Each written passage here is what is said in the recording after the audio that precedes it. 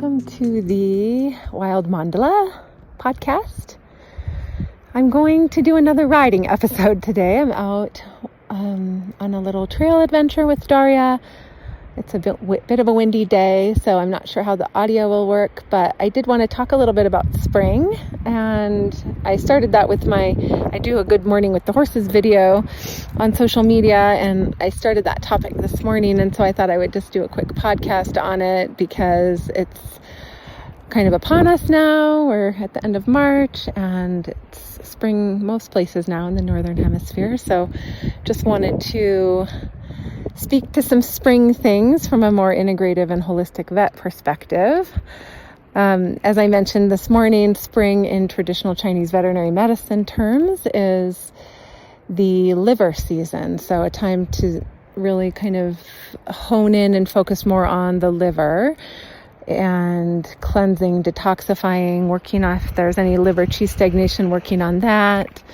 And yeah, just kind of honing in on that system for extra support. The season change junctions in spring and fall are very intense from a more of a Chinese medicine perspective. There's the yin and the yang are essentially changing places, and so it's a big overhaul of the energy systems and a really good time for all beings to have some extra support.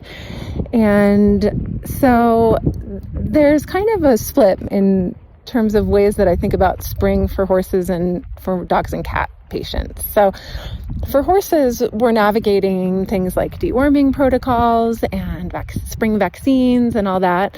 There's deep dives into a lot of these topics in other courses of mine that are either created or coming out. But yeah, it's just good to be very judicious and conscious around what we put in our bodies and their bodies.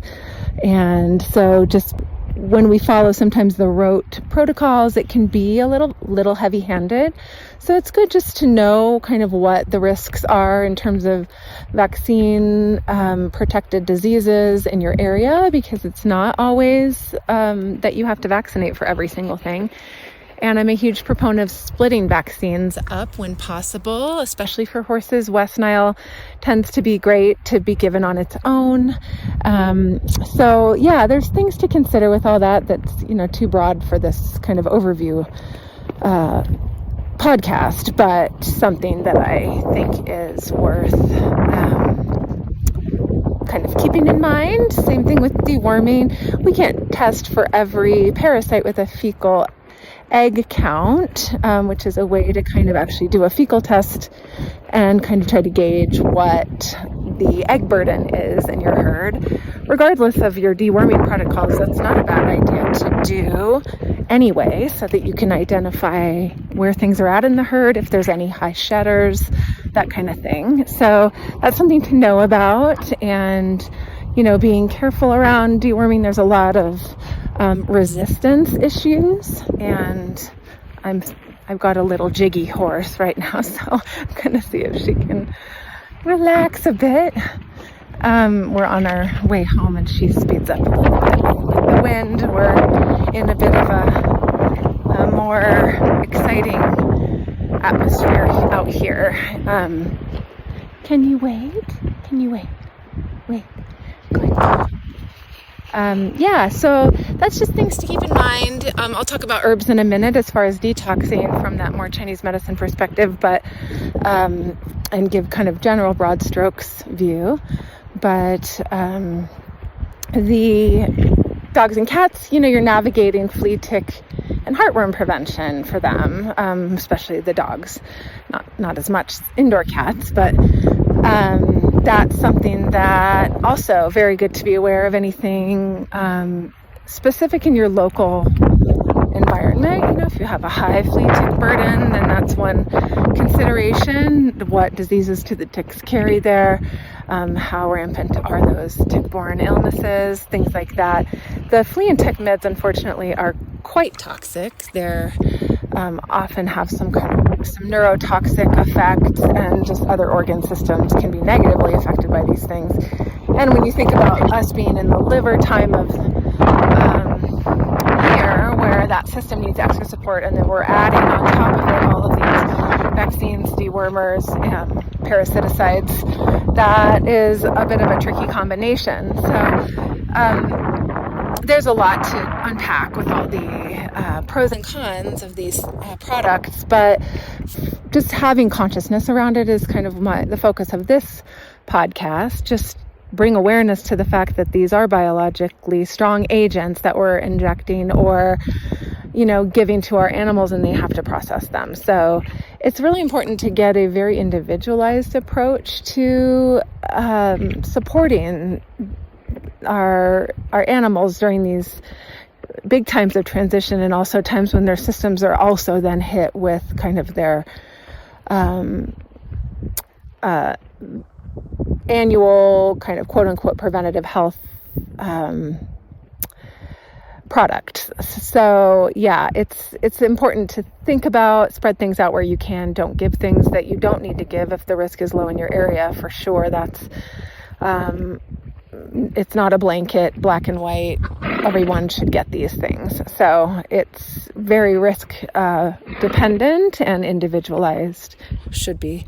So as far as herbal support, there's a slew of different Chinese herbal blends that are very pattern specific. Herbs are super strong, and really important to know what you're doing with herbs. There are a few kind of safer ones that are more familiar to us, and that even horses that are out grazing on larger kind of varied terrain will seek out on their own. There's things like dandelion root, of course, which is the classic liver tonic detox aid. And then there's things like milk thistle and curcumin or turmeric, which are also really fantastic, both the detox and supportive care for the liver. So those are the main ones that come to mind just in general, broad strokes terms. For horses that are herbivores, you can see what they're going for if you take them out grazing in your local area, because a lot of plants grow wild, and you can kind of see if they're inclined towards anything in particular. Red clover is another one that can be a great tonic and cleanser, and burdock. So yeah, those are all ones to kind of know and keep your eye out, and maybe know if they grow in your area locally. And it's really fantastic to watch our herbivore species and how they do their own kind of self-medication in what they choose when they are able to kind of forage more naturally. So it's kind of a fun thing to keep in mind. And yeah, for dogs and cats, there's a lot to different individualized herbal plants as well. It's something that you could reach out to me for a consult if you're wanting more specific product advice or blend advice, and we could look at a different or a specific, very individualized protocol for your pet. Or you can reach for some of the safe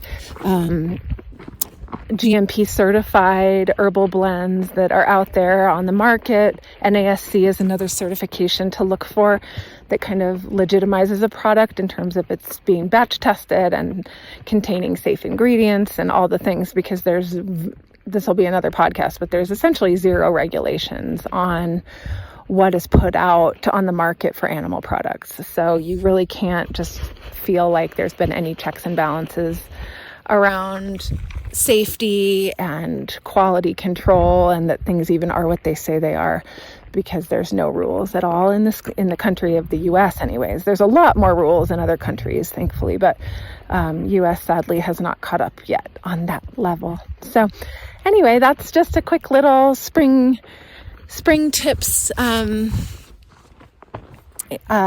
podcast, and I hope it's not too fly by night with my riding adventure at the same time, but I just felt like it was time to get another one out, and I need to do things when I can.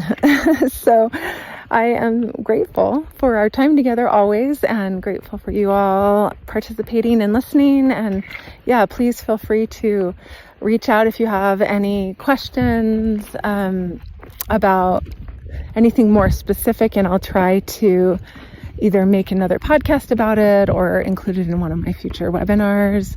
Or of course, there's always remote consult options if you are wanting to integrate an integrative medicine or holistic medicine plan into your kind of situation that you have with your pet. So yeah, thank you again for being here. Happy spring, and I'll talk to you next time.